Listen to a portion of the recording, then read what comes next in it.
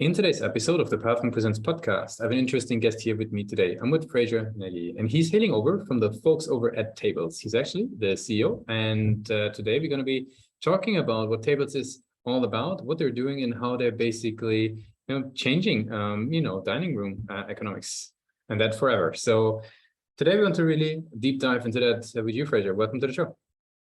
Thanks so much for having me on. Yeah, for sure. So maybe give us a quick insight, right? The website is teasing an immersive 3D booking experience. So maybe tell us a bit about that. Absolutely. I think before I describe, what we do, often obviously just describing why we're doing it is the most important. I've worked in restaurants since I was 13.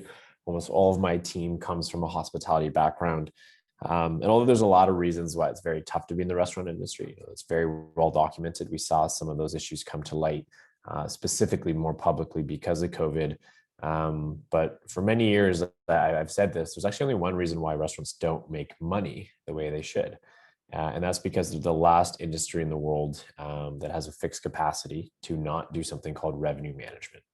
And revenue management is the combination of premium seating and dynamic pricing. Perhaps the most famous example is the airline industry, and they were in fact the first to do it. Robert Randall of American Airlines in 1980 famously connected his first class Comfort Plus and extra leg room with a dynamic pricing. Think of it what it was like in the 80s, those old computers and algorithms, but they ran the first dynamic software to price your airline seats. The car rentals followed in 1981. Intercontinental was the first hotel group in 2000. Boston Celtics for sports franchise in 2008. Uber 11, Airbnb 14, and yet restaurants. You go there, think of any city, Chicago, New York, Toronto. You go on a Saturday night at 7 p.m., 2-month wait list or competition to get that awesome booth that everyone wants, and yet you pay nothing to get there, nor do you have any opportunity to upgrade your seat. So in the same way that you pay nothing to sit by the bathroom at Monday at 5 p.m. when the restaurant's empty. Restaurants are perhaps the most dynamic of all industries when it comes to supply and demand and differentiated seating. It's great that you can upgrade your legroom in an airplane, but there's massive differences between the sitting at the bar, the patio, the window seat, and the bathroom seat, right? And what we do is we've enabled restaurants to, for the first time ever, unlock that value that we see as their most valuable, is their real estate. So what we've done is we've created a 3D technology. For your listeners, probably lots of people are familiar with the Matterport 3D tech and some of the Google 3D cameras. We take that 3D technology, we map the inside of a restaurant, but we have built a custom technology which enables people to upgrade their seat. So, maybe you like the booth, maybe you like the window seat. And honestly, really depends on why you're going out. If you're on a date, if you're taking out mom, if it's 10 people trying to find a TV to watch, the US Open or your favorite hockey game, the reason you go out to dine is the most important factor of where you want to sit. And people can now voluntarily upgrade their seat. And the last thing I'll say about this is it's voluntary. So depending on when you go, sometimes it's free, like Monday bathroom seat, it's not every table, they're curated. So we pick specific spots, but yeah, Saturday, 7 p.m. in a great restaurant, you could pay anywhere from $5 to $20 to over $100 to get that seat. And people are totally willing to do that. Doing one step back, because it was very fascinating to hear the story and quite interesting actually, what you laid out there on sort of the airline industry and the likes. Why do you think it wasn't getting into the restaurant industry at the first place? Yeah, it's a great question. I get it a lot. I only have my opinion. No, and on one hand, I think it's not let's put it this way. It's not surprising given the type of people that own restaurants versus the type of people that own an airline or a hotel chain. So, it is still, for many, one of the last bastions of true, for entrepreneurship, for immigrants and second generation families, and just myself working in them. Well, if anyone's served, managed, owned one, your day-to-day operations take up 90 to 95% of your mental capacity and physical capacity. So you don't have a boardroom to do long-term planning. So that's my main feeling to why restaurants are the last, despite being the largest consumer sector, and again, being the most differentiated when it comes to their supply and demand and seating. So I think it really comes down to just the core core function that owners have to do today. So certainly our business proposition is that we can be that forward planning that they would not have been able to do on their own. So what type of restaurant is a great fit? Like, is it, is it across the board? Is there a certain, level it needs to have for this to make sense? Maybe tell us a bit sort of an ideal customer in a way. For sure. And we've actually come up, you could see it from our vantage point. We're really not dissimilar to an Airbnb in the sense that we're analyzing real estate at a large value, at a large scale. Airbnb has created a platform in which I think is wonderful. You can have a $49 a night shared room with a stranger, but on the same platform, you can get a $10,000 a night villa. There's very few marketplaces that enable that range and experience for that different end users at different income levels. I think Tablz has an opportunity to be exemplify that even more, because where I go out to dine, my budget certainly dictates it. I can't eat at, every fancy restaurant every night, but nor do I want to actually, right? Like when I travel, you do get to sort of the shifting baseline of expectations. When, you get to a certain income class, you won't stay at certain hotels, you wouldn't stay at certain Airbnbs, but heck, like even the richest people want to go out for a pint with their friend, right? And so I think what Tablz enables is you dine for very different reasons. And our bread and butter right now we're finding is like 3 types of restaurants. Certainly fine dining, no question. It's going to be it's our largest category and likely will be.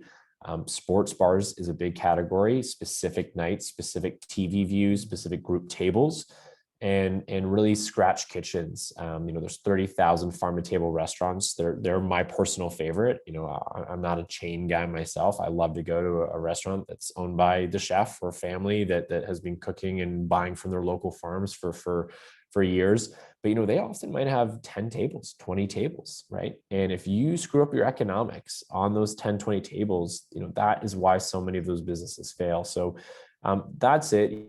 Hospitality groups are fantastic to work with. Of course, they're more sophisticated, but we do love the independence, and a lot of these people, if we can add 10, 20, $50,000 in net new profit, this is no cost of goods. If you think about when you upgrade a table, you pay $20, there's no cost of goods. And this is what makes Tablz so significant. And even at a 5% margin or a 10% at a 7% inflation, you're only making 3%. So you and I spend $100 on dinner tomorrow, that owner's walking away with $3. But if someone just paid $20, like we're not just 2xing their profit, we can 3 to 5 it in certain cases in their unit economics. So it's very significant. We'd love for Tablz for these, even small operators to become their retirement savings, become their children's tuition fund, because we know that's just not happening in this space. Yeah, no, super fascinating. So now, how do restaurant owners hear about you guys and sort of figure out that is right for them? Yeah, anyone that has played in the hospitality, game, and it's such an exciting space given it's so large and there's so many different problems to solve, from inventory to payments to, point of sales and traditional reservations, like Open Table and Talk and these table management systems. Everyone knows that, you got to have boots on the ground. There's been not one successful outcome in this space that didn't involve a strong outbound strategy. The same thing applies for us. Our inaugural partners in Chicago and Miami and Toronto, these are relationships that you have to build with these owners. And especially for us, we are a brand new behavior. So, just a quick context to your listeners too, we're not competing with Open Table and Resi and Talk. They are table management systems that we integrate into and work with. So we're not asking them to switch that system and take ours. We actually layer on top of those systems, which gives us a huge competitive advantage. We're not asking some sales cycle to say, hey, move this system over to us. We're a marketplace. There's no cost to the restaurant to join. So I will explain this in this context. There's no cost to the restaurant. They make profit instantly at no cost. It's a beautiful experience with these 4K cameras in these $1 million dining rooms, and it's voluntary. So like rationally, and even if, drinking my own founder punch, there isn't any reason why you wouldn't do this as an operator. But it's a new behavior. it's something that they've never seen before. So, these early relationships are key. Just, most startups, doesn't matter what industry you're in, if you are on that bell curve of start founders that have started something new, well, you have your own, the upside's amazing, of course. But that initial challenge. So for us, these first 100 partners and more are just worth their weight in gold, because they're just signaling to all of their friends, this is okay. They were telling us the truth, that it works the way they say it works. And what's been really important for us is that every one of our hospitality groups are all expanding properties. They took their pilots, then they went to 2, now they're going to 5, and so forth. So that's exciting for us today. Mm-hmm. But I think, for your audience and your guys' interest, I think we're in actually a rarefied position for hospitality tech, where we are very, very diligently looking at a product-led growth opportunity post sort of 300, 400 restaurants while we scale. And, so many big companies before us, Toast is a great example. They had to hire an army of salespeople, like an army. And they could have taken over a small country when you think of what their blitz was at, like Series B. People, boots on the ground, customer support, because it's a huge operational thing to switch your point of sale system from a legacy system even to something that was more, Web 2.0 cloud-based. So, but for us, that's not the case. We can scan your restaurant in 30 minutes to 45 minutes. We can do that remotely with any contractor around the world. And we're building technology in which you can do that off your mobile device. Mm-hmm. So if you think of this, and the future of Tablz for us is again, very similar to Airbnb in the sense, but even more tight in its onboarding, where you just download our app, you use your iPhone 13 and equivalent and up, and as the tech gets even stronger, you just then scan your own dining room using your phone, tag the tables, and our pricing algorithm lets you know, well, if you're in Midtown New York or if you're in Syracuse, your real estate value is going to be relative to where you are. So our 2 big pieces of technology is the 3D scanning ability and the pricing algorithm that tells you what that real estate is worth via the scan. So for us, I think we're in a really unique position in the next couple of years where we might not need to hire an army of salespeople. We can keep our team very, very lean and follow that traditional marketplace opportunity where a restaurant in Singapore and Sydney can onboard the same way we can onboard a restaurant in New York. Yeah, super interesting. I mean, you alluded to it now a couple of times, just wanted to clarify for the listeners. That means an end user is downloading your app or getting to your marketplace in order to book the table, right? It's not sort of on the website of a restaurant somehow in any way, or how does it work? Thank you for clarifying that, because this is actually the real secret sauce to our business model, is that you don't today download an app. There is no Tablz app, mobile app, and that is extremely intentional. Mm-hmm. Although in the future we will be, and this is very much on a roadmap with our capital partners that are already backing us today in our next round, looking at that global marketplace model that will be so important. But today we're truly a one-sided marketplace, and for those that understand that, it's a very simple concept. We're not, as I constantly use this Airbnb example, we're not in a situation where we have to go sign up 300 or have 300 apartments, as they famously said was their density metric to start seeing that success in a given neighborhood or city. We can launch with one restaurant in wherever, we have a restaurant in Scottsdale, just one in Scottsdale today. And we actually embed the technology into their website, Instagram, and Google. So traditionally, where you click reserve now, and about 25% of reservations come through a restaurant's website, another 5 to 10 in Instagram, Google's like 25. Then you get your walk-ins, your phone calls, and if they're an open table or, Yelp, TripAdvisor, all those make up another sort of 15 to 35, depending on the restaurant. But just with 35 to 40% of the traffic, we get all of that inbound because their reserve now button sends you to Tablz, not automatically open table. And it's not that we're again competing with open table, but when you click on our link and the listener, if you go, great examples, Roca Accor, San Francisco, highly encourage people to go there. The property in Houston, Scottsdale, Chicago's as well.